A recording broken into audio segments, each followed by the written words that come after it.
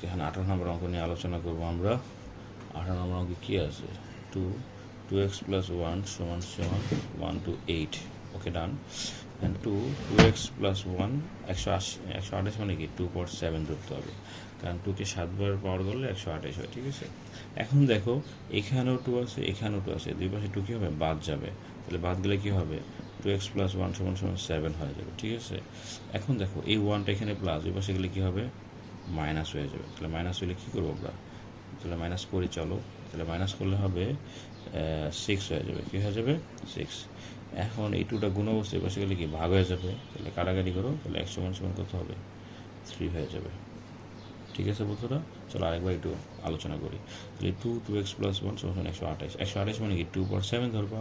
তাহলে এই 2 বাদ দাও, তাহলে 2x plus 1 সমান সমান 7 হয়ে যাবে। এই 1টা এনে প্লাস, এ পাশে গেলে কী হবে? মাইনাস হবে। বিয়োগ করলে 6 হবে। এই 2টা গুণ আছে, এ পাশে গেলে কি ভাগ হবে না? ভাগ করলে কত? 3 হয়ে যাবে।